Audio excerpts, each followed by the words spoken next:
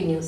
मैं हूं इंदु पात्रा और दर्शकों, आज हम मौजूद हैं इस समय के ज्वलंत मुद्दे के साथ और हमारा कार्यक्रम है बिग डिबेट, जिसमें आज हमारे स्टूडियो में इस पर बातचीत करने के लिए मौजूद हैं लॉयर प्रकाश झा जी, हमारे साथ मौलाना साहब हैं, मुफ्ती मुस्तफ़ा जी, साथ ही हमारे साथ हैं समाज सेविका निशात जी और साथ में हम इस स्टूडियो में आमंत्रित किए हैं दो पीड़िता को, जो कि यास्मीन जी हैं और साथ ही राशिदा जी हैं। तो आज हम बात करेंगे कि जो 3 तलाक का मामला है वो इस पर बिल भी पारित हो गया है, उसके बावजूद जमशेदपुर में इस तरह की घटनाएं बहुत सामने देखने को मिल रही हैं। वैसे तो देश में इस तरह की घटनाएं बहुत आम हैं इस बिल को पारित होने के बावजूद, लेकिन जमशेदपुर में हाल ही में 1 महीने के अंदर अगर देखा जाए तो बाय पोस्ट, फोन से, ईमेल के जरिए तलाक देने की बात सामने आई है। कई केस दर्ज भी हुए हैं जिसमें पीड़िता हमारे साथ हैं यास्मीन जी और राशिदा जी।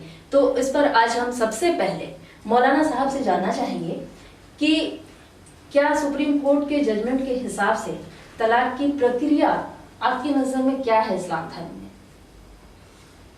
देखिए, मैं ज़ियाउल मुस्तफ़ा मिसबाही जी, यहाँ का इदारा शरिया का डिस्ट्रिक्ट पैमाने पर काजी हूँ जी, और हम खुद जो है रोज़ाना फैसले करते रहते हैं। शरी अदालत हम लोगों की कायम है। इदारा शरिया का ऑफिस है Azad Nagar road number 2 cross road number 4 में हम लोगों का ऑफिस है इदारा शरिया का।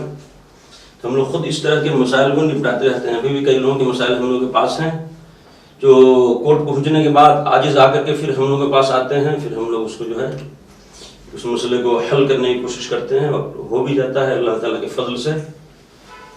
तो देखिए, जो मौजूदा सूरत हाल है उसमें जो तलाक देने का तरीका है वो तो गलत है। इस्लामी शरीयत की रोशनी में एक साथ 3 तलाक देना जायज़ नहीं है, गुनाह है, पाप है जी। इस्लामी तरीका ये है कि जब औरत पाक साफ हो, उसमें भी तलाक का मरहला 5वें नंबर पर आता है। सबसे पहले अगर मियाँ बीवी में ना इत्तेफाकी हो तो कुरान पाक की आयत है 5वें पारे में, वल्लाती तखाफूना नुशूज़हुन्ना फ़इज़ूहुन्ना, कि मियाँ बीवी में अगर इख्तिलाफ हो, झगड़े की नौबत आए तो पहले उनको समझाओ। अगर समझदार होगी तो बात समझ जाएगी, मान जाएगी कि लड़ना झगड़ना ठीक नहीं है जी। लेकिन आजकल के ज़माने में समझदारों की बहुत कमी है। वैसे ये भी हदीस शरीफ में आया है कि शैतान मियाँ बीवी को लड़ाने के लिए सबसे ज़्यादा कोशिश करता है। इसलिए कि मियाँ बीवी जब दोनों एक दूसरे से खुश रहेंगे तभी घर जन्नत का नमूना बनेगा। शैतान चाहता नहीं है कोई सुकून से रहे, तो शैतान मियाँ बीवी को आजकल लड़ाता है और आजकल के मियाँ बीवी लड़ते रहते हैं। अक्सर घर जंग का मैदान बना रहता है। तो अल्लाह ताला ने फरमाया कुरान पाक में है कि बीवी नाफरमानी करे, शौहर के हक अदा नहीं करे, फ़इज़ूहुन्ना, तो पहले उनको नसीहत करो, समझाओ। समझदार होगी तो इसी से मान जाएगी। फिर भी देखो समझाना है कोई असर नहीं हो रहा है तो नाराजगी का इजहार करना है। जी मौलाना साहब, अभी मैं आपको रोकना चाहूंगी। तो राशिदा जी, आप बताइए कि आपके केस में क्या हुआ था, क्या समझाने की बात आई थी? पहले पूरी बात आप सुन ले, कुरान का क्या हुक्म है, फिर आप उनसे पूछिए कि ये इस प्रोसेस में इनके शौहर गए कि नहीं गए। तो पहला प्रोसेस यह है कि समझाओ। समझाने से जो समझदार होगी मान जाएगी, शौहर के हुकूक को अदा करेगी। फिर भी नहीं माने, वह जुरूहुन फिल मदाजिअ, तो नाराजगी का इजहार करना, जैसे अलग सोना शुरू कर देना, ये बातचीत में कमी कर देना, ये जाहिर करना कि मैं तुमसे सख्त नाराज हूँ। दूसरे दर्जे की औरत होगी तो इससे मान जाएगी कि मेरा शौहर नाराज है। हाँ, वह जुरूहुन फिल मदाजिअ, फिर भी बात नहीं बने, बीवी जो है सरकशी से बाज नहीं आए तो भी तलाक देने की इजाजत नहीं है। ये नहीं कहा कि तलाक दे दो, उसमें यह है कि बहुत ज्यादा तंग करे, परेशान करे शौहर को, तो भी तलाक नहीं देना है। उसको हल्का फुल्का मारपीट भी करने की इजाजत है कि उसको कंट्रोल करने के लिए उसमें भी इतना नहीं मारना है कि जख्मी हो जाए या इलाज की नौबत आ जाए, चेहरे पे नहीं मारना है, हल्का फुल्का नाराजगी का इजहार करना है, उसी हल्के फुल्के पर मारपीट करने की भी इजाजत है। तीसरे दर्जे की औरत है तो इससे मान जाएगी। फिर भी अगर बात नहीं बने तब यह है फबअसू हकम मिन अहलिही व हकम मिन अहलिहा। एक आदमी शौहर की तरफ से मुकर्रर हो पंच के तौर पे, एक बीवी के तौर पे, और दोनों की बात सुन करके समझाने की कोशिश करे किसकी गलती है, किसकी गलती नहीं है, कौन जुल्म कर रहा है, कौन जुल्म नहीं कर रहा है, कौन मजलूम है। तो ये आखिरी मरहला है। ये भी मरहला नाकाम हो जाए तब हुक्म है कि हालत तुहर में, यानी जब औरत पाक हो तो एक तलाक देना है। एक तलाक दे दिया, अब फिर दूसरा तीसरा तलाक देने की जरूरत ही नहीं है। 3 महीने तक या 3 हैज तक कह लीजिए, 3 पीरियड तक शौहर को ये इख्तियार रहेगा कि बीवी अपनी गलती तस्लीम करती है तो शौहर बगैर दोबारा निकाह करने की भी जरूरत नहीं है, उसको वापस ले सकता है कि हमने जो तुमको एक तलाक दिया था वो मैं वापस लेता हूं, तुम मेरी बीवी हो, हम लोगों का मामला अब कुछ नहीं रहा। तो अब निकाह करने की भी जरूरत नहीं है, किसी पंच की भी जरूरत नहीं है। इस दरमियान वो वापस ले सकता है। अगर नहीं लिया, मसलन 3 महीना गुजर गया तो बीवी पर एक तलाक पड़ जाएगी, तो भी रास्ता खुला हुआ है कि शौहर जब चाहे बीवी से दोबारा निकाह करके अपने साथ उसको फिर से रख सकता है।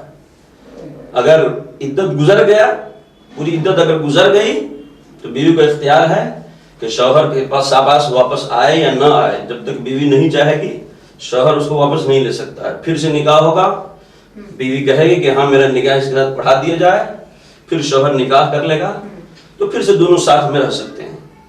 3 तलाक देने की शरीयत में कोई जरूरत ही नहीं है। और एक साथ 3 तलाक देना भी गुनाह है, पाप है, और नापाकी की हालत में तलाक देना भी गुनाह है।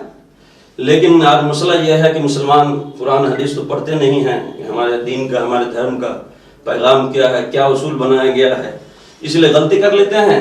फिर बाद में बीवी भी पछताती है, शौहर भी पछताता है। हम लोगों के पास आता है कोई हल निकाल दीजिए, कोई जो है सूरत निकाल दीजिए, तो हम लोगों को जो सूरत समझ में आता है फिर निकाला जाता है, फिर साथ लोग अक्सर लोग रहते भी हैं। तो ये सारा मसला जो पैदा हो रहा है इस्लामी लॉ को फॉलो न करने की वजह से। जी, अब राशिदा जी आप बताइए कि जैसे मौलाना साहब ने बताया, तो आपके केस में क्या कुछ हुआ था? मेरे केस में ये हुआ कि मैं अपने हस्बैंड को कॉल करते रही, हमसे बात कर लीजिए, हमसे बात कर लीजिए, कुछ बात फोन उठाए नहीं, ब्लॉक कर दिए, और एक दिन डाक से पेपर आ गया तलाक। मेरा केस ये था। कितने तलाक दिया? एक तलाक के माइन है, लेकिन एक तलाक। लेकिन ये बात है ना मुफ्ती साहब कि इस्लाम में तलाक है ही नहीं, मना है कि सख्ती से मना है। आप मौता करने नहीं निकले, आप शादी किए थे, आपको अपनी बीवी से बात करना था, आप बात ही नहीं की। वो तो मैंने सारी बात बता दी कि 5वें वैसे मरहले में तलाक की नौबत आती है। वैसे तो बिल अभी पारित हुआ है, लेकिन 2017 में भी इसे असंवैधानिक बताया गया था। लॉयर साहब प्रकाश जी हैं हमारे साथ, तो आप क्या इस पर कहना चाहेंगे? 2-3 बहुत इंपॉर्टेंट एस्पेक्ट है, समझना चाहिए जी, क्योंकि कानून बहुत साफ है। जी, मुफ्ती साहब के बाद से मैंने कुरान पढ़ा नहीं है, ना मैं उसके बारे में जानता हूँ, ना हदीस पढ़ा है। जी, मैं बहुत स्पष्ट बताता हूँ, मुफ्ती साहब के बाद से एक बात जो सामने आई, जी, जिससे हम बिल्कुल ही इत्तेफाक नहीं रखते हैं और किसी को नहीं रखना चाहिए। क्यों? पूरे मामले के दरमियान यही बात आई कि अगर लड़की पाक साफ है, अगर लड़की सुधर जाए, अगर लड़की ऐसा करे, कहीं भी ये नहीं कहा कि अगर मर्द ऐसा करेगा, मर्द अगर जुर्म करेगा तो उसके लिए क्या प्रावधान है। नंबर 1। नंबर 2, तलाक जो हो रहा है मर्द को मर्द दे रहे हैं, यहाँ तक हो गया कि मर्द वो झाप मार भी सकता है, इतना नहीं मारे कि वो मर जाए। जी, इस बात को मैं इनको मेरी बात सुनिए। नहीं, ये बात नहीं है। अगर औरत, अगर कंडीशन सिर्फ औरत के लिए, मर्द का कोई फर्ज नहीं है। तीसरी और सबसे इंपॉर्टेंट बात है, मैंने पहले ही कहा कि मैं कुरान और हदीस को नहीं जानता, लेकिन जो 1919 सितंबर 2019 में जो नया एक्ट आ गया पार्लियामेंट से, उसको मैं जरूर जानता हूं और हर आदमी बाध्य है उसको फॉलो करने के लिए। इसमें कुल 8 सेक्शंस हैं। अब बात समझ लीजिए बहुत साफ। तलाक का डिफिनेशन बहुत साफ है इसमें। तलाक बिद्दत जिसको बोलते हैं वही तलाक है। ये 2019 का कानून हम आपको बता रहे हैं। सेक्शन 3 में बहुत स्पष्ट है कि तलाक किसी भी तरह से, either by words, either by letter, either by electronic media, totally illegal है। और आप लोग परमिशन दीजिए, मैं उसको पढ़ के सुना देता हूं वर्ड टू वर्ड क्या है, क्योंकि कानून से ऊपर कोई नहीं। आप भारत में रहते हैं तो भारतीय कानून जो भी है, धर्म से हम आपको पहले बोले हमको धर्म पर कोई आपत्ति ना, हम उस लाइन में ही नहीं जाएंगे। जो इनेक्टमेंट हुआ है, पार्लियामेंट से पास हो गया, नोटिफाई हो गया जुलाई में, और 19 सितंबर 2019 से लागू भी हो गया। आपको हम बताते हैं क्या ऑफेंस है। Any pronouncement of talaq by a Muslim husband upon his wife by words either spoken or written or in electronic form or in any other manner whatsoever shall be void and illegal। ये समझने की जरूरत है। किसी भी तरह से, या तो बोला हुआ या लिखा हुआ या इलेक्ट्रॉनिक मीडिया से या किसी भी मैनर में आप तलाक देते हैं, वो वाइड भी है और इलीगल भी है। माने उसको नहीं माना जाएगा और असंवैधानिक भी होगा, अवैधानिक भी होगा। तो उसका क्या होगा? सेक्शन 4 में पनिशमेंट है, आपको बता। सेक्शन 4 बोलता है any Muslim husband who pronounces talaq referred to in section 3 upon his wife shall be punished with imprisonment for a term which may extend to 3 years and shall also be liable to fine। तो अगर कोई भी पुरुष, कोई भी husband जो मुस्लिम husband है, लिखित में, इलेक्ट्रॉनिक मीडिया से या कैसे भी तलाक देगा, तो उसको 3 साल तक की सजा हो सकती है, फाइन हो सकता है और दोनों हो सकता है। और इतना ही नहीं, मैं आपको ये भी बता दूं कि सेक्शन 7 बोलता है ये कॉग्निजेबल ऑफेंस है, संज्ञेय अपराध है। और जब कॉग्निजेबल ऑफेंस है तो police has no power to enlarge him on bail, जमानत भी नहीं दे सकता। ये एक पार्ट, इसको 8 ही सेक्शन ही है, ज्यादा 8वां सेक्शन 8 में तो रिपील हो रही है, ये एक पार्ट है। तो आपसे ये जानना चाहेंगे कि ये सारा एक्ट लागू होने के बाद, ये सेक्शन पढ़ने के बाद सब लोग जान रहे हैं कि किस तरह के कानून आए हैं, उसके बावजूद भी ये जो घटनाएं सामने हैं, आपने भी देखा है, आप इस केस को आप देख भी रहे हैं, तो उसके बाद तो क्या इसको माने कि इस्लाम धर्म के लोग या जो भी हस्बैंड है, मुस्लिम हस्बैंड्स हैं, तो वो क्या इस कानून को बिल्कुल दरकिनार? देखिए, पहले इन्होंने जो एक बात कही कि हम उसको नहीं मानते हैं, ऐसा कुछ नहीं है, सिर्फ शौहर ही के लिए है, बीवी के लिए कुछ ऐसा कुछ नहीं है। बीवी को शरीयत इस्लामिया में, हमारे धर्म में ये इख्तियार हासिल है कि अगर उसके ऊपर शौहर जुल्म करता है तो काजी के हम मुकदमा दायर करेगी, कोर्ट में केस कर सकती है और शौहर को सजा मिलेगी। शौहर को ये पावर नहीं है कि बीवी पर जुल्म करे। इस्लाम ने दोनों को बराबर रखा है, न बीवी शौहर पर जुल्म करे, न शौहर बीवी पर जुल्म करे। हमारे नबी सल्लल्लाहु अलैहि वसल्लम इरशाद फरमाते हैं, तुम में सबसे बेहतर वो है जो बीवी के लिए सबसे बेहतर हो, और मैं तुम सब में बीवी के लिए सबसे बेहतर हूं। और यहां तक फरमाया गया, हुजूर सल्लल्लाहु अलैहि वसल्लम ने अपनी वफात से, दुनिया से कूच करने से पहले जो आखिरी खुतबा दिया, उसमें 1,24,000 सहाबा मौजूद थे, साथी सबको कहा कि औरतों के मामले में खुदा से डरो।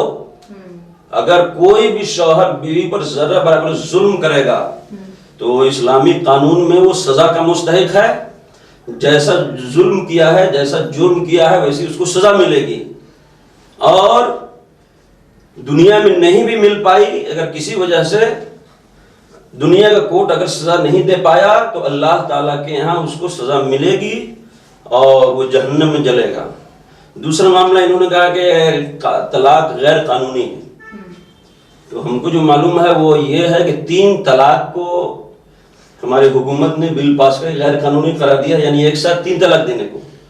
तो हम लोग तो पहले ही से एक साथ 3 तलाक देने को जुर्म करार देते हैं, पाप करार देते हैं कि एक साथ 3 तलाक देना जायज ही नहीं है, इसके उसको सजा भी दी जा सकती है। कोई ऐसा करे तो इस्लामी अगर हुकूमत होगी तो उसको सजा मिलेगी कि तुमने एक साथ 3 तलाक क्यों दिया। लेकिन ये तो कानून मौजूद है। 3 तलाक की बात ही हो रही है कि ये 3 तलाक जब पारित हो चुका है उसके नहीं, बाद नहीं, इस तरह आपको के- फिर आपको क्लियर कर दे, आप लोग लगता है मिसकंसेप्शन है। जी मैंने अभी आपको सेक्शन 3 पढ़ के सुनाया। 1 तलाक, 2 तलाक, 3 तलाक की बात ही नहीं है। तलाक किसी भी मैनर में मुस्लिम हस्बैंड अपने पत्नी को ना बोल के, ना लिख के, ना इलेक्ट्रॉनिक दे ही नहीं सकता। अगर देगा तो 3 साल सजा होगी उसको। Law is very clear. तो इसीलिए आप 1 तलाक, 2 तलाक, 3 तलाक को भूल जाइए। और ये इनेक्टमेंट हो गया, ये फोर्स में आ चुका है। हम कभी भी हिंदू धर्म क्या बोलता है, मुस्लिम धर्म क्या बोलता है, हम लेस इंटरेस्टेड। नहीं, यहाँ धर्म की मेरा बात कोई नहीं है। इंटरेस्ट नहीं है उसमें। आपका धर्म है, आप जरूर मानिए, आप जरूर पूजा कीजिए, हम भी पूजा कर रहे हैं, मेरा भी नवरात्रि है। लेकिन कानून का यहाँ बात है तो उसमें ना हिंदू है ना मुस्लिम है। जो लॉ बन गया हर आदमी बाध्य है उसको मानने के लिए। अगर वो गलत कानून है तो उसके लिए आप सुप्रीम कोर्ट जाइए, अल्ट्रावायरस डिक्लेयर करा दीजिए कि भाई इलीगल कानून है, तो उसके लिए अलग प्रोविजन है, रिट फाइल होगा। जी। तो आप जब ये फोर्स में आ गया, बात को समझिए। हम ये कहना चाहते हैं कि मौलाना साहब का जो, देखिए मोमडन लॉ है पहले से, हिंदू लॉ भी है। मौलाना साहब काजी का काम करते हैं, जरूर इनका अपना धर्म के हिसाब से इनको जो भी इनको अधिकार मिला है किस केसेस का फैसला करना, रोज करते भी होंगे, करता भी है, इसमें मेरा कोई आपत्ति भी नहीं है। या ये वो गलत कर रहे हैं, सही कर रहे हैं, उसमें भी मेरा कोई आपत्ति नहीं है। नेचुरली समाज का एक इम्पोर्टेंट पार्ट है ये।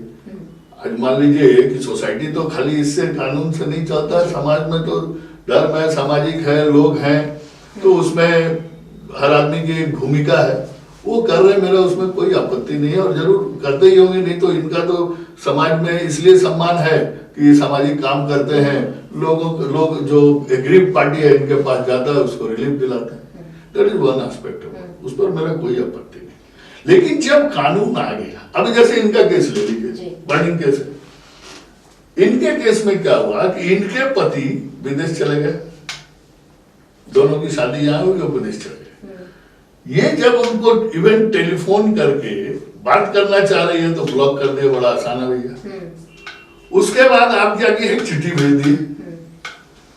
तो पहले क्या था, जैसा हमको मुफ्ती साहब के बात से लग रहा है कि इस्लाम में भी वो इलीगल था, ये हम इनकी बात को हम मान के चल रहे हैं। सजा का जो प्रावधान था, सजा का प्रावधान कहीं स्पष्ट नहीं था कि अगर आपने ऐसा कर दिया तो आपको जेल होगा कि नहीं होगा, आपको इस्लाम के हिसाब से 10 कोड़ा 100 कोड़ा मारा जाएगा कि नहीं मारा जाएगा, आपके ऊपर क्या होगा वो नहीं मालूम। अगर नहीं होगा तो आपको जहन्नुम में होगा, तब तक इसका जिंदगी जहन्नुम से बदतर हो जाएगा। यानी ये काजी को इख्तियार है, हाकिम किसने क्या जुर्म किया है, हर चीज की सजा मतलब मुकर्रर नहीं होती है। जुर्म के हिसाब से कोर्ट फैसला करता है, जज फैसला करता है कि इसको जेल में रखा जाए, 3 महीने की जेल हो, 6 महीने की जेल हो। वही इस्लाम में भी है कि काजी फैसला करेगा कि इसने ये जुर्म किया है, इसको इतने जेल रखा जाए, कोड़ा मारा जाए, जो चाहे। बात चीजों के में सजा मुकर्रर होती है, वो इंडियन लॉ में भी, सारी दुनिया के लॉ में है। कुछ चीजों में है कि जज को इख्तियार होता है क्या सजा दे, जुर्म के हिसाब से वो सजा देता है। इस केस में मौलाना साहब आप क्या कहना चाहेंगे, आपके नजर में इनका केस क्या कहता है? नहीं, हम लोगों में भी ऐसा नहीं होना चाहिए। इनके साथ गलत हुआ है, सुनिए, इनके साथ गलत हुआ है, जैसा कहा जा रहा है, अगर वही मामला है तो गलत है। हदीस शरीफ में है कि अल्लाह ताला के नजदीक क्या मामला था, पूरा मामला आप बताइए। क्योंकि देखिए ये एक फरीक है, अब शौहर के साथ इनका रवैया क्या था वो भी ना पता चलना चाहिए। मान लो जब जो आदमी में झगड़ा हो, किसका कसूर है, दोनों को पूछा जाएगा। सुनना चाहेंगे हम लोग। आप बताइए कि पूरा मामला क्या था, कब आपकी शादी हुई और कैसे ये स्टार्ट हुआ सारा कुछ? ये मेरी शादी हुई नवंबर 2018 में। उसके बाद वो 5वें दिन दुबई चले गए, शादी के 5वें दिन। उसके बाद 6 महीने के बाद मेरे घर वाले, मेरे ससुराल वाले लोग हमको दुबई भेज दिए कि जाओ वहाँ रहो साथ में, क्योंकि उसको छुट्टी नहीं है। तो 6 महीने के बाद हम दुबई गए। उसके बाद वहाँ हमको पता चला कि उनका किसी और के साथ है, तो फिर हाँ उसकी वजह से हमको बहुत ज्यादा, जब हमको मालूम चला फोन पे, हम देखे, हम विरोध किए कि ये चीज क्या है, ये गलत है। तो उसके बाद हमको हमने लगा पिटाई उटाई, डांट फटकार, गाली गलौज, कमरे से बाहर निकाल के फेंक देना, बाहर रहो 2-2 3-3 घंटा कमरे से बाहर। दुबई में वहाँ मेरा कोई था नहीं, अकेले थे हम। 6 महीना वहाँ रहे, 6 महीने के बाद हम यहाँ आ गए जी। और उसके बाद प्रेशर, डिमांड पैसे का, कहना है कि हम नहीं मांगे, लेकिन मेरे सर पे एकदम दिमाग की अपने घर से इतना पैसा ला के दो हमको। अब फादर नहीं है मेरे, माँ है, उतना पैसा हम ला के 5 लाख कहाँ से दे ही नहीं पा रहे थे। तो उसकी वजह से हमको यहाँ भेज दिया गया मेरे मैके में। तो हम मार्च में लॉकडाउन से पहले अपने मैके चले आए, तब से हम अपने मैके में हैं। फोन पे बात करते हैं, ब्लॉक कर देते हैं, हम कितना भी कॉल करते रहेंगे रिसीव नहीं करेंगे। जुलाई के बाद से तो ब्लॉक करके छोड़ दिए, बात ही नहीं कर रहे हैं। हम उनके भाई को कॉल कर रहे हैं, उनकी बहन को कॉल कर रहे हैं, अपनी सास से बात किए। तो मेरी सास का डेथ हो गया 10 अगस्त को कोरोना से। उन लोगों का कहना है कि ये कुछ बोली इस वजह से मेरी इनकी मां मर गई है, जबकि उनको टीएमएच डिक्लेयर करके दिया है कि कोरोना से डेथ करेंगे वो। लेकिन मेरे ससुराल वालों को कहना, मेरे हस्बैंड का कहना कि तुम्हारी वजह से खत्म हुई। तो मौलाना साहब अभी आप बताइए इस पर कि आप, अगर ये जो बोल रही हैं, अगर मामला इतना ही है तो सरासर गलत है। लेकिन जाहिर सी बात है, हर आदमी कोर्ट में तो अपनी हिमायत में बयान देता है, अपनी गलतियों को तो कोई बयान नहीं करता है कि हमने क्या गलती की। मौलाना साहब, तो जब तलाक वो भेज रहे थे, 4 लोग जब साइन करके दिए तो हमको कोई बुला के क्यों नहीं पूछा मामला क्या था? 4 लोग गवाह के तौर पे साइन किए हैं वहाँ, मानगो के 4 लोग गवाह बनके साइन कर दिए कि हाँ मेरे सामने ये तलाक हो। हमसे क्यों कोई नहीं पूछा कि मामला क्या है? देखिए, तलाक में गवाह की भी कोई जरूरत नहीं है। वो तो मामला ये है कि बेला वजह तलाक नहीं देना चाहिए, हम लोग भी उसके कायल हैं। अब इनके मसले, एक तलाक दिया गया है 3 महीने तक, इसका शौहर इनको वापस ले सकता है। जो उसको समझाने वाला वो समझाए, दबाव डालने वाला वो दबाव डाले, जो सख्ती कर सकता है सख्ती करे, वो वापस ले लेगा, मसला कुछ नहीं है। निकाह करने की जरूरत नहीं है। केस भी कर दिया गया, हमको 16-17 को तलाक भेजा जा रहा, 15 लेकिन हम लोग केस कर दिया गया मानगो थाना में 420 500 406 का। हम उनके घर से सब कुछ लेके भाग गए, जबकि हम अपने ससुराल गए नहीं मार्च से। देखिए, आजकल कोर्ट में सारा कुछ झूठी के ऊपर दारोमदार होता है। एक से एक सबूत बनाया जाता है और सबूत बिगाड़ा जाता है, और क्या होता है हम लोग तो रोज देखते रहते हैं।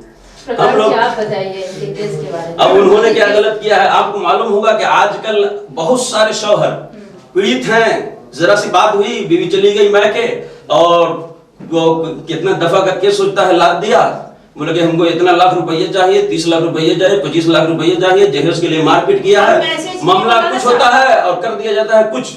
तो गलत लोग हर समाज में हैं, गलती करने वाले कर रहे हैं। देन मोहर का भी पैसा नहीं लेंगे, आप हमसे बैठकर बात कीजिए, हम देन मोहर भी आपको छोड़ने वाले हैं। आप बात क्यों नहीं की? आप भागे क्यों दुबई? करना चाहिए, गलत है वो जो दूसरे से ताल्लुक है। ये बिल पारित होने के बाद भी इस तरह का केस आप देख रहे हैं, नहीं, इस पर आप क्या? बड़ा इम्पोर्टेंट बात है, बड़ा अच्छी बात इन्होंने कहा कि भाई कोर्ट में ऐसा बनता है, सही बात है। ये भी बात इन्होंने सही कहा कि शौहर भी परेशान होता है। एक लेटेस्ट 3 दिन पहले का एग्जाम्पल आपको देते हैं। मेरे एक मामला 2005 में शादी हुई, 3 बच्चे हो गए। 2005 में ही लड़का ओमान चला गया।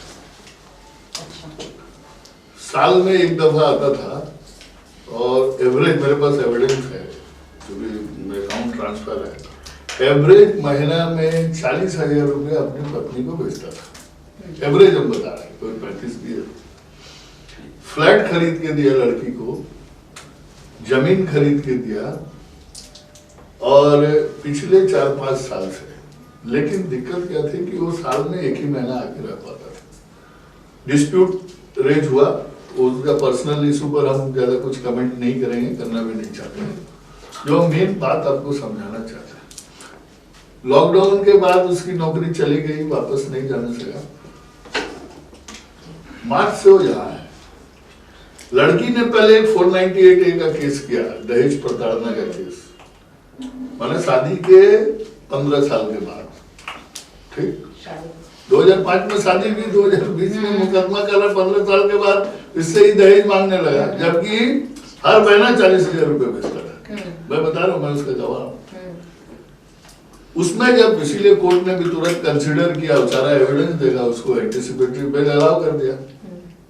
आज जमानत हुआ, 2 दिन के बाद ट्रिपल तलाक का केस कर दिया, ई सेक्शन 4 का, और तीसरे दिन वो अरेस्ट हो गया। तो जेल, क्यों? पुलिस को पावर नहीं है बेल देने का।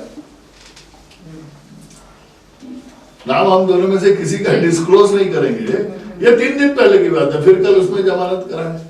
ये हम नहीं कहते कि लड़का अच्छा लड़की बुरी, ये भी हम नहीं कहते हैं लड़की अच्छी लड़का बुरा। मेरा कहना है कि देखिए अभी क्या है, सोसाइटी में जब चेंज आता है ना, हर आदमी अपने कस्टम से इस तरह से जुड़ा होता है। बहुत लोगों को शिक्षा का अभाव है, या मान लीजिए कि उतना जानकारी नहीं है, और एक जो जनरल ढर्रा पर चल रहा है उसमें चेंजेज आते हैं, तो उसका मतलब अचानक से आदमी आत्मसात नहीं कर पाता, उसको होता है ग्रहण नहीं कर पाता, ये एक बात है। इनके केस में चूंकि वो राइटिंग में दे दिए 3 तलाक, पहला तो ये गैर कानूनी है, दूसरा वो सजा के हकदार हैं 2019 के एक्ट के हिसाब से, इसमें कोई शक शुबहा नहीं होना चाहिए। अब वो जायज है या नाजायज है, तो अगर काजी साहब के पास जाएंगे तो काजी साहब दोनों को पढ़ के, दोनों को सुन के जो इनको उचित लगेगा बोलेंगे कौन जायज कौन नाजायज। अब कोर्ट में मुकदमा अगर ये कर दिए हैं तो कोर्ट बताएगा आपका केस सही है या गलत। लेकिन वो चूंकि लिखित में दिया है, सेक्शन 3 का वायलेशन किया है, तो वो आदमी बने प्रोसिक्यूशन फेस करने के लिए वो हकदार है, उस पर यह मुकदमा चलेगा।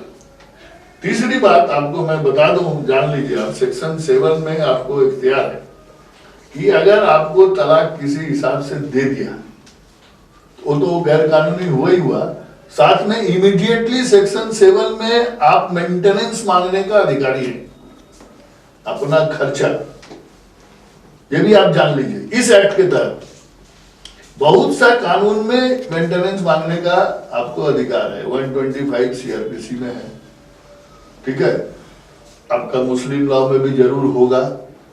इस कानून में भी आपको है कि आप मेंटेनेंस ले सकते हैं, डोमेस्टिक वायलेंस एक्ट में है, ये आप जान लीजिए। गैर कानूनी होने के अलावा वो आप उससे खर्चा ले सकते हैं, इसलिए दैन मोहर छोड़ देंगे, चाहे मान लीजिए कि और हमसे नहीं पूछा गया, नहीं हम बात करने उनसे, नहीं हमको बात कीजिए, वो बात ही नहीं हमको उसमें नहीं जाना, वो आपका है। हाँ, इवन वो कंपाउंड आप बता दें, सेक्शन 6 के हिसाब से ये कंपाउंडेबल है। कंपाउंडेबल वैसे केसेस को बोलते हैं कि जो आपस में कंप्रोमाइज हो सकता है, तो आप जब भी चाहें तो दोनों कंप्रोमाइज करके कर भी सकते हैं। वो भी अगर प्रकाश जी अगर कंप्रोमाइज नहीं होता है और केस बनता है, अगर इनके शौहर जेल जाते हैं एक्ट के हिसाब से, तो फिर इनको कौन देखेगा? मेंटेनेंस का तो अधिकार है, इसको फाइल करें सेक्शन 7 में, जेल से कमा कर भेजेगा, देना ही हिसाब से देना ही पड़ेगा। देखिए यही ना कानून जो बना है बिल्कुल, वो जेल में रहेगा तो देगा कौन खर्च? हाँ, फैमिली होगी। हाँ, हम लोगों ने मुखालफत की थी कि भाई आप जेल भी भेज रहे हैं, खर्च भी मांग रहे हैं, देखिए ये तो गलत बात इनका है। जो मैटर मुझको समझ में नहीं आ तो रहा है, अगर उनके बच्चे हैं, अगर वो हैं तो उनको देखेगा कौन? इनका तलाक भी आप देंगे, अगर आप तलाक दे देखिए रहे हैं। बच्चों का तो खर्च देना ही है शौहर को, बाप को जिंदगी भर के लिए जब तक बच्चों को जरूरत है उसको किफालत है, लाजिम है उसके ऊपर। बीवी भी ले सकती है, कहीं और रहे तो वो भी ले सकता है। शौहर की जिम्मेदारी है कि बच्चा मेरा क्या खाएगा, उसका इलाज कहाँ से होगा, पढ़ाई कैसे होगी, वो हमेशा के लिए बारिश की थी कि भाई एक तरफ तो आप तलाक को मान ही नहीं रहे हैं कि तलाक हुआ ही नहीं, दूसरी तरफ इसको जुर्म भी करार दे रहे हैं कि ये अपराध है, तीसरी तरफ आप कह रहे हैं कि बीवी को खर्चा दे, तो शौहर जेल से कहां से खर्चा देगा? कमाने वाला खर्च देता है कि जेल में बंद मुजरिम को कोई हुकूमत तो पैसा देती नहीं है कि लो तुमको जेल में बंद कर दिए हैं, बीवी को तुम 3 साल तक जो है खर्च भेजते रहो जेल से। तो यही तो हम लोग को समझ में आज तक नहीं आया कि जो कानून पास हुआ है उसके क्या मतलब है और कैसे इस पे अमल होगा। तो लेकिन ये बात तो तलाक देने के पहले सोचनी चाहिए, ये बात तलाक देने के पहले सोचनी चाहिए। चलिए आप एक सामाजिक कार्यकर्ता हैं, तलाक देने से पहले सोचा ही जाता है। बताइए कि आप ऐसे आप किस तरह का रोल अदा करती हैं ऐसे पीड़ितों के साथ, क्या कुछ आप बदलाव लाना चाह रहे हैं? पहले तो देखिए इस तरह के पीड़ित जो मेरे पास आते हैं तो हम लोग पहले काउंसलिंग करते हैं, जहाँ तक कोशिश हम लोग करते हैं कि काउंसलिंग से मामला सॉर्ट आउट हो जाए। जी। हम लोग जो है जैसे कि इनके हस्बैंड से भी हम लोगों ने कांटेक्ट किया तो बहुत रूडली बिहेवियर था इनके हस्बैंड का, और उन्हें बोला कि मेरा जो है मामला फोन से कांटेक्ट हुआ। हाँ फोन से कांटेक्ट किया कि भाई ऐसा ऐसा मामला मेरे पास आया है, क्या मैटर है भाई, आप आओ यहाँ पे बैठ के हम लोग बात करते हैं। नहीं मुझे कोई बात नहीं करना है, और मेरा मामला जो है मेरे हैं जानने वाले पावर में है, वो अपना देख रहे हैं, आप बीच में मत पड़िए, ये कह के फोन डिस्कनेक्ट कर दिया उन्होंने। तो हम लोगों ने देखा कि चलो ऐसे मामला सॉर्ट आउट होने वाला नहीं है।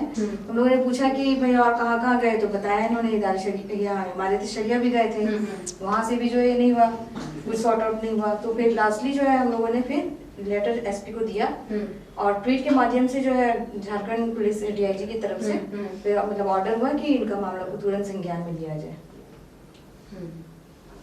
और अभी तो वो तो मामला संज्ञान में चला गया, अभी आप उनके लिए किस तरह का कुछ बदलाव कर रही हैं, किस तरह से उनके देखभाल, इस तरह से मतलब एक सामाजिक कार्यकर्ता के रूप में आप देखिए उनको हिम्मत देते हैं, काउंसलिंग करते हैं, उनको बार जब भी ये मतलब जो है थोड़ा सा टेंशन में रहती है, वो मेरे को जब भी फोन करती है उनको हमेशा कॉल बैक हम करते हैं, उनको समझाते हैं कि हाँ भाई जो भी है मामला ठीक हो जाएगा, हिम्मत से काम लीजिए।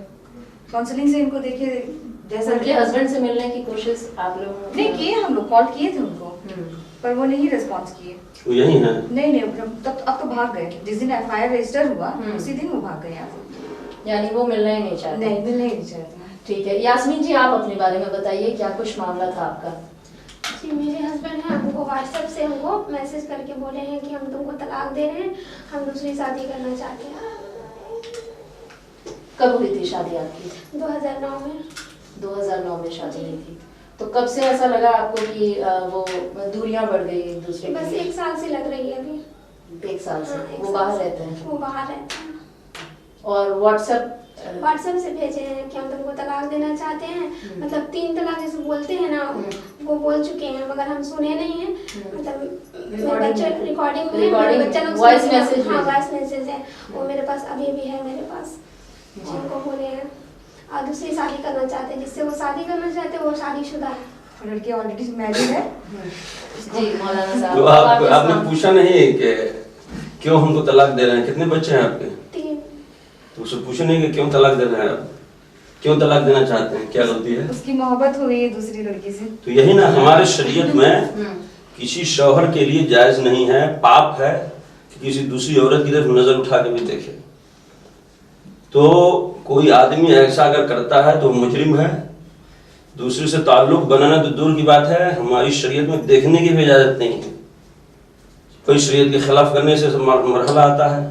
और अब तो बाज़ाब्ता सुप्रीम कोर्ट ने अजीब तरह का कानून पास कर दिया है कि कोई वाइफ या हस्बैंड में से कोई भी दूसरे से ताल्लुक रखे तो भी कोई जुर्म नहीं है, कोई हर्ज नहीं है। और जो है लेस्बियन वगैरह सबको भी सही करार दे रही है हुकूमत। बल्कि जब कानून पास हुआ था तभी सुनने में आया था कि एक हस्बैंड ने अपनी वाइफ से कहा कि अब तो कानून बन गया है, मैं जिससे चाहूँ ताल्लुक रखूं, तो उसकी वाइफ ने जो है आत्महत्या कर ली। तो अजीब तरह के कानून भी बन रहे हैं। हम लोग तो अदालत का एहतराम करते हैं, लेकिन ऐसा क्या कर मौलाना सकते साहब हैं? कानून नहीं इनके है, अगर बिला वजह तलाक दिया है, देखिए आप मेरा आपको परमिशन दीजिए इंटरफेयर करने का जी, क्योंकि मौलाना साहब बोलते बोलते 2 बहुत गलत बात बोल गए जी। पहली बात तो ये कि हमको तो खैर अख्तियार नहीं है, किसी को अख्तियार नहीं है कि सुप्रीम कोर्ट ने अगर कुछ कह दिया है, ऑर्डर पास कर दिया है, आप अगर उससे एग्रीड हैं तो आपको लॉ में प्रोविजन है, वो आप उसमें सेटल ले लीजिए। लेकिन कमेंट अगर आप करते हैं बिना वास्तविक स्थिति जाने तो आपको कंटेम्प्ट ऑफ कोर्ट का आपके ऊपर मुकदमा चलना चाहिए। इन्होंने क्या कहा अभी कि सुप्रीम कोर्ट ने ये बोल दिया कि पति पत्नी कोई किसी के साथ संबंध रखेगा, उसको जायज कर दिया। यही गलत इंटरप्रिटेशन है। सुप्रीम कोर्ट ने यही कहा कि लीगैलिटी चैलेंज हुआ कि अगर 2 मेजर आदमी, पति पत्नी नहीं, मेजर 2 एडल्ट जो 21 पार कर गया है, वो आपस में स्वेच्छा से संबंध रख सकता है कि नहीं, तो उसको जायज बताया। ये नहीं बोला कि हम अपनी पत्नी के को छोड़ के किसी और औरत के साथ अगर संबंध रखेंगे, उसके लिए 494 ऑलरेडी है, 497 है। उसको एबॉलिश नहीं किया है, 377 को एबॉलिश किया है। इसीलिए मिस इंटरप्रिटेशन नहीं करिए, आप बहुत जिम्मेदार आदमी हैं, आप कानून का गलत व्याख्या नहीं करिए। देखिए, जब कानून पास हुआ था सारे अखबारात में आए थे, पेपर में छपा था, मेरे पास छपा हुआ मौजूद है। और आप दिखा दीजिए, अगर बोला है कि किसी भी पति को पत्नी को छोड़ के किसी के साथ संबंध या पत्नी भी रख देगा, उसको सुप्रीम कोर्ट ने जायज कर दिया।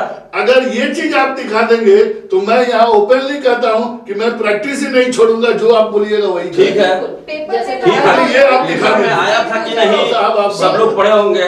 दूसरी बात ये है कि देखिए, मैंने कमेंट किया है 377 को एबॉलिश किया इस बात पर, ये बोलते हुए कि बने आप जो दो एडल्ट जो है अगर स्वेच्छा, वो तो पहले ही से सर कानूनी है कि दो एडल्ट साथ रह सकते हैं। और रिलेशनशिप जो है पहले ही से कानूनी है, रिलेशनशिप है। लेकिन इधर जो आया है सारे मीडिया में आया था, आया था कि नहीं आया, बता दीजिए हमको, मीडिया में आया ना? क्या आया मीडिया में? लेकिन क्या जो मीडिया में? नहीं, इस तरह की जो बातें फिर आप एक बात समझिए, जो लिव इन रिलेशनशिप वाला दैट इज अदर इशू, वो अपोजिट सेक्स वो पहले ही से सही है। सर आप सुन नहीं रहे, आप सुनिएगा। हाँ, वो अपोजिट सेक्स है, एक लड़का एक लड़की। अभी आप जिसके बात बोल रहे हैं 377 में, दो लड़की या दो लड़का का संबंध के बारे में वो भी आया है, ये भी आया है। वही तो बोल रहे हैं, लिव इन रिलेशनशिप माने मेरी पत्नी किसी और के साथ, ये नहीं आया कहीं। आया है सर, अगर ये आया है ठीक है, हम दिखला देंगे आपको, सारा पेपर लाके दिखला देंगे। जरा दिखा दीजिए तो हम बोले हम प्रैक्टिस ही छोड़ देंगे। वो ठीक है, अरे यार पेपर नहीं, वो तो मैं पेपर लेके आया नहीं हूँ, सारे मीडिया में आया था। और जहाँ तक कमेंट की बात है, मैंने ये कहा, सुनिए सर, जहाँ तक कमेंट की बात है, जो रूलिंग आता है उसी में आता है, उस पे देखिए, पेपर में तो देखिए नहीं ऐसा कोई सुप्रीम कोर्ट के बारे में गलत पेपर में छोड़ी छाप देखो, अभी सबसे फर्स्ट पेज पर फर्स्ट न्यूज जो है छापा कि ऐसा ऐसा जो है सुप्रीम कोर्ट ने कर दिया है कि ये सुप्रीम कोर्ट या हाई कोर्ट ने कहीं से भी किया गया है। जैसे कि प्रकाश जी ने कहा कि स्वेच्छा से दो एडल्ट जो है वो रह सकते हैं, वो तो पहले ही से कानून है। ऐसा कहीं कानून नहीं है कि पति आप के अपनी बारे में पत्नी को छोड़ करके है कानून, पत्नी के साथ है कानून, आप मालूम चले जाइए। कौन कानून पढ़े भैया, हम तो नहीं पढ़ा है। सारे मीडिया में आया था उस वक्त, सारे अखबार में छपे थे, पेपर में छपा था। और एक बात जो कहा हमने कमेंट की, मैंने कहा कि मैं अदालत का एहतराम करता हूं, लेकिन ये मेरी समझ में नहीं आ रहा है कि जेल में जब आदमी चला गया तो बीवी को खर्च कहां से देगा? ये हमने अपनी समझ में कहा देना ही पड़ेगा। जेल में कहां से भीख मिल जाएगा? तब भीख मांग के देगा, कहना चाहिए ना कि निकलने के बाद खर्च देगा, वो देना पड़ेगा। शादी करके कहा कि तलाक देने के पहले कैसे वो तो देना पड़ेगा। तो पहले आ चुका था, और ये जो घटनाएं घटी है वो तलाक वो मैं नहीं कह रहा हूँ, बिल आ चुका था, बिल आ चुका था, कोर्ट उसको सजा भी देगी, लेकिन ये जो कोर्ट ने कहा कि 3 साल तक खर्च भी देगा, बिल्कुल देना वो हमारी 3 साल में जीवन भर, जब तक इसकी शादी। हाँ ठीक है, 3 साल में नहीं जीवन भर देगा, लेकिन ये समझ में नहीं आया कि 3 साल के लिए आप जेल भेज रहे हैं, तो खर्च कहां से देगा? कोर्ट को ये भी बताना चाहिए, तो जेल से निकालना चाहिए, जेल से कहां से जेल में कमा के तो देगा, जब निकलेगा तो फिर देगा, भीख मांग के। ये कहना चाहिए लेकिन निकलने के बाद उसको देना पड़ेगा। सुप्रीम कोर्ट कब तक कह दिया कि भीख मांग के? वही मैं जानना चाह रहा हूँ ना, ठीक है सर, मेरी इस बात का जवाब दीजिए। बच्चा पैदा करके रोड में छोड़ दीजिएगा, सुनिए सर, वही मैं जानना चाह रहा हूँ कि 3 साल बीवी का खर्च कहाँ से चलेगा? आप बने रहिए हमारे साथ।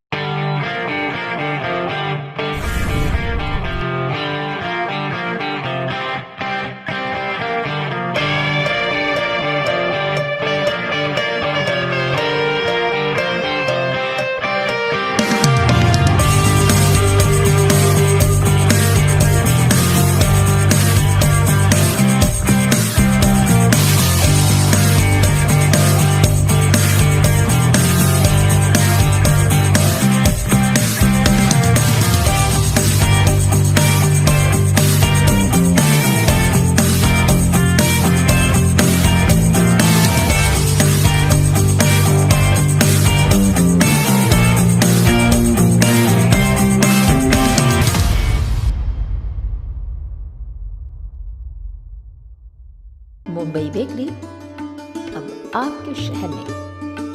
किफ़ायती दरों पर लेकर आ गया है एक से बढ़कर एक टेस्टी पिज़्ज़ा,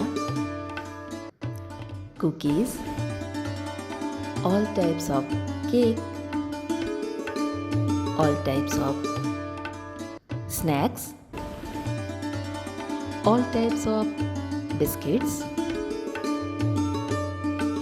पेटीज और भी बहुत कुछ। तो फिर देर किस बात की, आज ही अपनी पसंद का व्यंजन घर बैठे ऑर्डर करें। हमारा पता Mumbai bakery, house number 13, market area, Dhatgiri, Jamshedpur. Phone number 9593760653 62973180881। तो ब्रेक के बाद एक बार फिर से आपका स्वागत है हमारे खास कार्यक्रम बिग डिबेट में, जिस पर हम बातचीत कर रहे थे ब्रेक पर जाने से पहले 3 तलाक पर, जिसके लिए आज हम अपने स्टूडियो में आमंत्रित किए हैं क्रिमिनल लॉयर प्रकाश झा जी, मुफ्ती साहब, साथ में ब्रेक के बाद हमारे साथ जुड़ गए हैं मुफ्ती जमालुद्दीन साहब जी। तो सबसे पहले जमालुद्दीन साहब से हम ये जानना चाहेंगे कि इस्लामिक धर्म में जो व्हाट्सएप के थ्रू या जो भी दूरसंचार के माध्यम से या लिखित के माध्यम से जो तलाक की बात है वो कहाँ तक जायज़ है? बिस्मिल्लाहिर्रहमानिर्रहीम। अस्सलामु अलैकुम रहमतुल्लाह। सामीन, ये तलाक के सिलसिले में एक तो हमारे पास इस्लामी नज़रिया है, इस्लामी कानून है, और दूसरी चीज़ मुल्की कानून है। इस्लामी नज़रिया के लिहाज से ये है कि एक रिश्ता हो जाने के बाद मर्द को यानी शौहर को भी पूरा राइट है, इख्तियार है, वो आसानी के साथ अपनी ज़िंदगी गुजारे और इंसानियत के साथ। इसी तरह बीवी को भी पूरा हक है कि वो इंसानियत के साथ और मानवता के तमाम हुकूक अदा करने के साथ साथ वो जीवन गुजारे। इस तरह से जब ये रिश्ता बन जाता है, अब इसके बाद इस रिश्ता को ख़त्म करना, जिसको तलाक कहते हैं, रिश्ता ख़त्म करना तलाक कहते हैं। तो इस तलाक के बारे में शरीयत इस्लामिया में आकाए करीम सल्लल्लाहु अलैहि वसल्लम ने हदीस पाक में इरशाद फरमाया कि अब गज़ुल हलाल इलल्लाहि अत-तलाक, कि चूँकि शौहर को भी राइट है और लड़की को भी, बीवी को भी राइट है, इसलिए अगर ज़रूरत पड़े तो ज़रूरत पड़ने पर हर आदमी अपना राइट को इस्तेमाल करता, अमल में लाता है। लेकिन ये तलाक यानी रिश्ते को ख़त्म करना है इस्लाम में, मगर ये एक ऐसा हलाल और एक ऐसी जायज़ चीज़ है जिसको अल्लाह ताला सबसे ज़्यादा नापसंद फरमाता है। नापसंद करने की वजह यह है कि इसमें आम तौर पर एक दूसरे पर जुल्म की कुछ बात आ ही जाती है। तो तलाक का जवाज़ दीन इस्लाम में, शरीयत इस्लाम में उस सूरत में है जबकि औरत पर जुल्म की नौबत ना आए, जुल्म की सूरत पैदा ना हो। अच्छा, अगर ये कहें कि शौहर किसी भी तरीके से तलाक नहीं दे सकता है तो ये भी गलत है, इसलिए कि अगर हर सूरत में उसी बीवी को अपने पास रखना ज़रूरी कर दिया जाए, कंपल्सरी कर दिया जाए, तो हो सकता है कि बहुत सारी सूरतों में शौहर पर जुल्म हो जाएगा। इसलिए राइट इस्लाम में है, जैसा कि मुल्की कानून में भी राइट है, मगर उसका एक तरीका है, उस तरीके के मुताबिक रिश्ते को ख़त्म करना। जिस तरह के रिश्ता आसानी से नहीं बनता है, उसके लिए भी बहुत कुछ करना पड़ता है, तब रिश्ता जुड़ता है। फिर जब इस रिश्ते को आप ख़त्म करें तो अगर ज़रूरत है रिश्ता ख़त्म करना, अगर कंपल्सरी हो जाए, समाज जिस तरह के कुरान के हवाले से मुफ्ती साहब ने बयान किया कि आखिरी ऑप्शन है कुरान शरीफ में 5वें पारा के लिहाज से कि शौहर और बीवी दोनों के गार्जियन या उस तरह के लोग जो इस बारे में फैसला कर सकते हैं वो लोग बैठक करें, बैठक करके वो लोग कोशिश करें कि दोनों को मिला दें। अगर मिलाने की कोई सूरत नहीं समझ में आ रही है, मिला देने से भी रिश्ता नहीं चलेगा, हो सकता है एक दूसरे की जान हत्या कर दे, अगर इस तरह की नौबत है तो फिर वो पंच ये फैसला ले कि इन दोनों का रिश्ता इज्जत के साथ खत्म कर दिया जाए। और मैं समझता हूँ कि गवर्नमेंट ने, सरकार ने जो ये कानून पास किया, बताया कि व्हाट्सएप के जरिए लिख करके तलाक न दे बल्कि वो कोर्ट में जाए, कोर्ट से तलाक ले, तो कोर्ट का भी यही काम होगा कि वो दोनों के गार्जियन को बुलाए और समझे, अगर गुजारा की गुंजाइश है, रिश्ता निभ सकता है तो वो फिर निभाएगा, आपस में सुलह करा देगा। और अगर कोर्ट के जिम्मेदारान ये समझ रहे हैं कि ये रिश्ता नहीं चल पाएगा, अगर जबरदस्ती चलाएंगे तो एक दूसरे का कोई हत्या कर देगा या कोई बड़ी परेशानी आ सकती है, तो कोर्ट ये फैसला लेगा कि इन दोनों का रिश्ता खत्म किया जाता है। तो कुरान में तो पंच वाला तरीका बताया, अब पंच का तरीका क्या, उससे बढ़कर कोर्ट चला गया। अलबत्ता कोर्ट की जिम्मेदारी ये है कि वो शौहर बीवी दोनों के जिम्मेदारों को बुलाए और तफसीली इंक्वायरी करे, तहकीक करे, उसके बाद वो फैसला करे।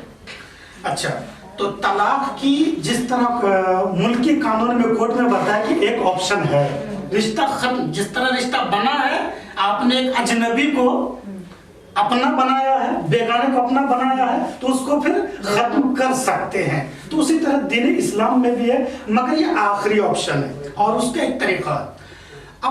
अब ये बात ये आती है कि उस तरीके की अगर कोई खिलाफ वर्जी करता है, यानी कोर्ट नहीं किया, पंच नहीं भेजा, बैठक नहीं किया और लिख करके जो है तलाक दे दिया, जब चाहा तलाक दे दिया, कोई उज़्र खास नहीं है, उसके साथ कोई मजबूरी नहीं है, जब चाहे तलाक दे दे, तो शरीयत इस्लामिया में ये भी जुर्म है और कानून की नजर में भी ये जुर्म है। अब इस जुर्म के नतीजे में उस पर क्या सजा होनी चाहिए, जैसा कि अभी मुफ्ती साहब बता रहे थे, काजी साहब, कि बहुत सारे जराइम ऐसे होते हैं जिसकी सजा मुतय्यन होती है और बहुत सारे जराइम होते हैं वो जज पर डिपेंड करता है कि वो अपने हिसाब जो मुनासिब समझे वो सजा तजवीज कर दे दे। तो तलाक के सिलसिले में शरीयत इस्लामिया में गलत है, मगर 100 कोड़ा या 80 कोड़ा जैसे आप ये बोल रहे थे, तो इस तरह की कोई हदबंदी नहीं है कि यही सजा दिया जाए। अलबत्ता जो मुसलमानों के काजी हैं, दारुल कज़ा है, उनको इख्तियार है कि वो इस तरह के जराइम जब कसरत से पाए जा रहे हैं, लड़कियों पर जुल्म हो रहा है, तलाक के बहाने, रिश्ता तोड़ने के बहाने औरतों पर जुल्म कर रहे हैं, तो वो मुसलमानों का दारुल कज़ा वो एक्शन ले। अगर वो एक्शन नहीं ले पा रहे हैं तो फिर जो हमारे हुकूमती कारिंदे हैं, सरकारी जिम्मेदारान हैं, उनसे रब्ता करें।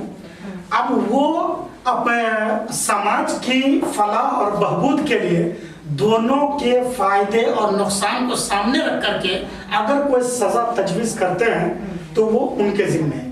अलबत्ता हुकूमत ने ये जो 3 साल जेल की सजा मुतय्यन किया, फिर उसके बाद संबंध को बरकरार रखने का फैसला किया, तो हुकूमत का फैसला अपनी जगह पर है, हुकूमत का फैसला अपनी जगह पर है। उस पर जो कुछ खामियां हमारे उलमा इस्लाम को नजर आई, उलमा इस्लाम ने अपना बयान भी दिया, लेकिन वो कानून पास हो चुका। अब उसकी खिलाफ वर्जी तो नहीं करना चाहिए, बल्कि तलाक ही नहीं देना चाहिए किसी को। जो तलाक देने गलत कर रहे हैं, इस कानून को भी तोड़ रहे हैं। तो अब शरई लिहाज से, जैसा कि इस औरत का मामला है, अभी जो डेबिट में बैठी है, तो इसका मामला पूरा क्लियर तो मैं नहीं बता सकता, इसलिए कि अभी एक फरीक है, दूसरा फरीक यहाँ पर है नहीं। तो इस तरह का जब दोनों फरीक हाजिर हो जाए एक जगह पर, दोनों का बयान सुन लेने के बाद ही फैसला किया जा सकता है।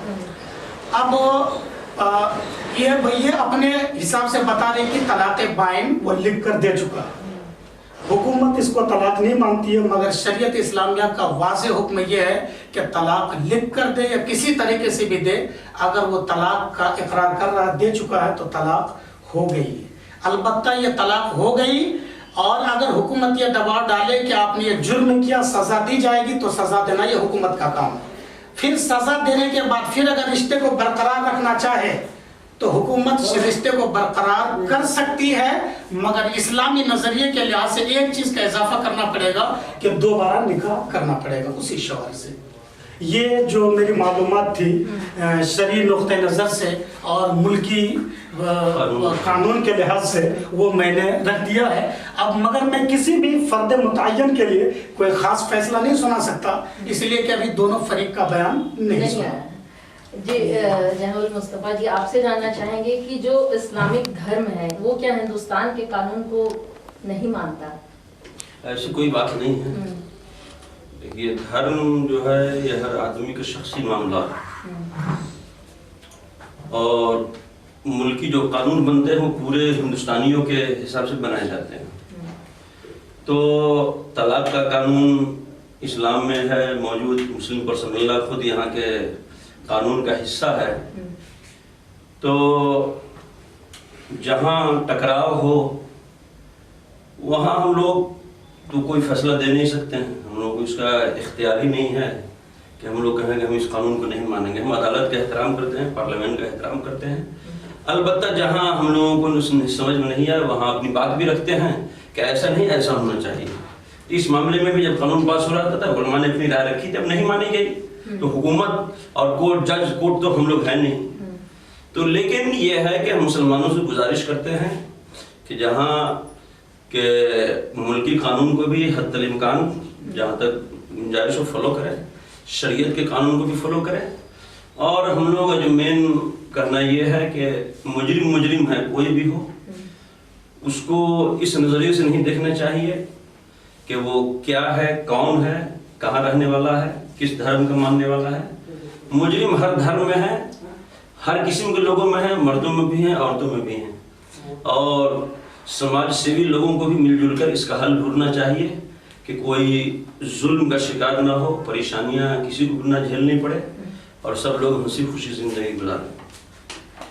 जी, और प्रकाश जी, अब आप हमारे दर्शकों को बताइए कि ये जो कानून है और जिस तरह से व्हाट्सएप और ईमेल के जरिए या फिर कोई भी दूरसंचार के माध्यम से जो तलाक दिया जा रहा है, ये किस हद तक और इसका क्या कानून है, ये हमारे दर्शकों को आप एक बार फिर से समझाइए। ये पूर्णतः गैर कानूनी है। जी। Muslim women protection marriage act में 2019 एक्ट के हिसाब से ये पूरी तरह गैर कानूनी है, और गैर कानूनी ही नहीं है, संज्ञेय अपराध है। 3 साल तक की सजा है। लिख के, बोल के या किसी और मैनर से आप एक मुस्लिम मर्द औरत को तलाक नहीं दे सकता। ये गैर कानूनी है, माना गैर कानूनी है। धर्म के बारे में मुझे बहुत कुछ ज्ञान नहीं है, क्योंकि सिंपल सा एक बात है, एक स्त्री एक औरत है, उसका राइट्स जो भी है वो उसका मिलना चाहिए, प्लस प्रताड़ना से उसको सुरक्षा जरूर मिलना चाहिए।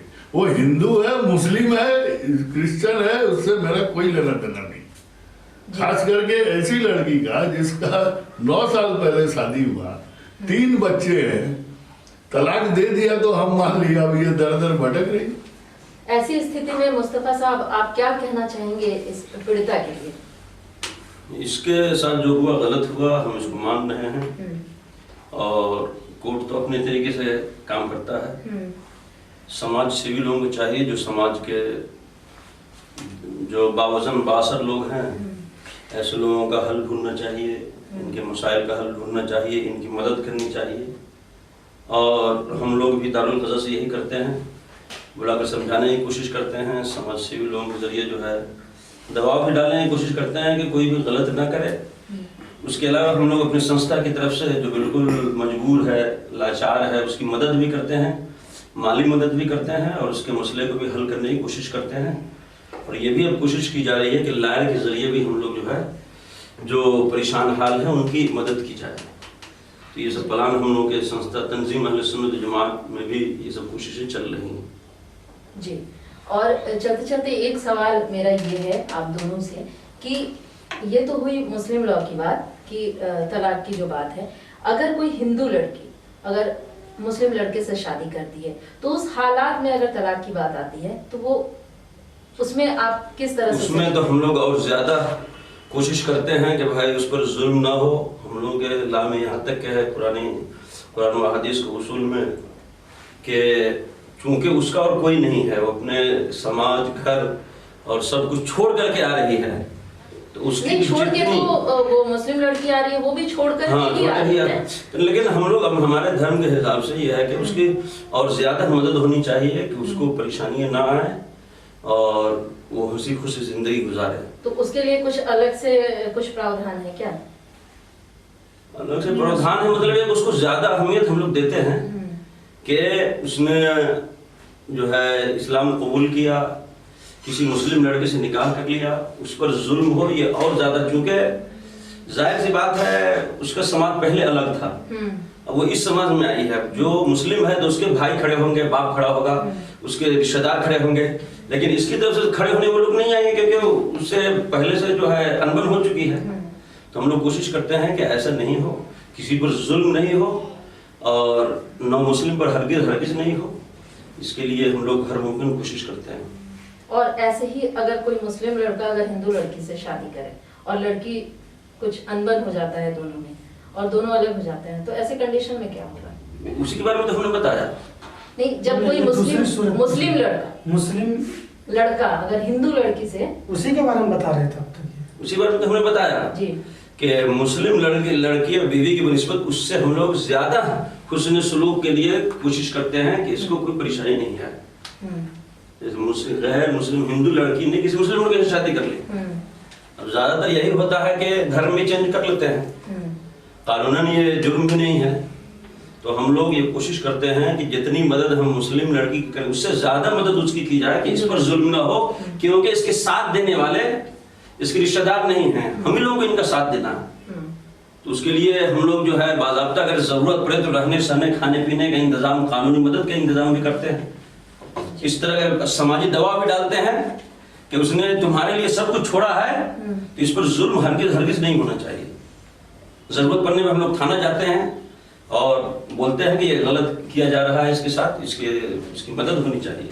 जी प्रकाश जी, तो ऐसे में जो पीड़िता है आपके पास जिस तरह के केस आए हुए हैं, तो ऐसे में अभी जो माहौल है, जैसे उनके हस्बैंड अभी बाहर हैं, बातचीत नहीं, कोई काउंसलिंग नहीं हो पा रही है, तो ऐसे में आप अभी पीड़िता को किस तरह का क्या आदेश रहता है, वो किस तरह से रहती हैं, अपना जीवन पोषण जो भी भरण पोषण है वो कैसे कर रही हैं, इस दौरान क्या प्रावधान रहता है? ऐसा है कि इन्होंने ऑलरेडी जैसा ये बता रही है करेगा, इन्वेस्टिगेशन में अगर प्रेमा फेसाई इनका बात सही माना जाएगा तो उसका रिकोर्से से इवन विदेश में भी वारंट जो है एक्सक्यूट होते हैं, उसका अलग प्रोविजन और लॉ में थ्रू एम्बेसी जाएगा, वो वहां से भी उनको पकड़ के लाया जा सकता है, कोई भारी बात नहीं है। नंबर 1। नंबर 2, जो इनका मेंटेनेंस की बात है तो कानून में, इवन इस कानून में भी, दूसरे कानून में भी इनको पूरा, जैसे डोमेस्टिक वायलेंस एक्ट में भी इनको मेंटेनेंस लेने का अधिकार है। ये 2019 का जो मुस्लिम तलाक जो अभी एक्ट हम लोग चर्चा कर रहे हैं उसमें भी है, अदर लॉज में 125 CRPC में भी है। तो इसीलिए ये इमीडिएटली उस पर मुकदमा फाइल कर सकते हैं मेंटेनेंस के लिए। अगर उसका जहां इनके शौहर काम करते हैं, अगर वो कंपनी का नाम इनको पता है तो उनके अकाउंट को अटैच करके डायरेक्ट डायरेक्शन होगा, जहां उनका जो भी सैलरी आता है उसमें से इसका भरण पोषण का खर्चा काट के इसके अकाउंट में आएगा, वही तनख्वाह उसको मिलेगा। ये अच्छा, और निशाद जी आपसे जानना चाहेंगे कि अभी इस दौरान आप किस तरह की सुरक्षा या फिर उनके रहने की किस तरह की जिम्मेदारी आपकी संस्था या आपके थ्रू निभाया जा रहा है? देखिए, ऐसे तो लोग अपने अपने पेरेंट्स के यहाँ ही रह रहे हैं, इनके साथ भी इनके भाई हैं जो भी हेल्प कर रहे हैं, और इनके साथ भी जो इनके भाई हैं भी अपने पेरेंट्स के यहाँ ही रह रहे हैं। तो सारा सपोर्ट ये है, और कहा जो है ये पढ़ी लिखी है, जॉब करने लायक है, तो उनको मैंने कहा कि आप अपने पैर पर खड़े हो सकते हो। रहा उसका बात, वो उतनी एजुकेटेड नहीं है तो थोड़ा सा दिक्कत उसके साथ है ही। तो ऐसे में वो क्या, उनके लिए क्या कर रही हैं, आपकी संस्था क्या कर रही है? जितना सपोर्ट होगा हम लोग तो कर ही रहे हैं। अभी वो कहाँ रह रही है? मतलब अपने रेंटेड हाउस में ही है जी, भाई है इसके साथ में, तो ये कर रहे हैं। तो इनका जो हमारा भी दारुल कज़ा है, इदारे शरिया का हमारी संस्था भी है। इन लोगों से मैं गुजारिश करूंगा कि अगर आपको इंसाफ नहीं मिला है, आप आए हमारे ऑफिस में, floor number 4 Azad Nagar खरोस road number 4 में है। हम आपके मसाइल को सुनेंगे और हल करने की जितनी भी हो सके कोशिश करेंगे। हम लोग के इख्तियार में जितना है उतना करने की कोशिश करेंगे। और हमारे यहाँ कोई भी फैसला चेहरा मुंह देख करके नहीं होता है, जो हक है वही हो। जी, तो दर्शकों, आज आपने देखा कि हम जो बिग डिबेट कर रहे थे 3 तलाक कानून पर, जिस पर बातें जो सामने निकल कर आई, जो निचोड़ निकला वो यही निकला कि कोई भी जो कानून है जो पारित होता है उस पर हम हिंदुस्तान में रहते हैं तो हमें उसको मानना चाहिए। कोई भी धर्म उस पर हावी नहीं हो सकता है। हम धर्म को नहीं मानेंगे, कानून को मानना हमारा कर्तव्य बनता है। तो दर्शकों, आज के लिए इतना ही। आप बने रहिए हमारे साथ, देखते रहिए बिग न्यूज़।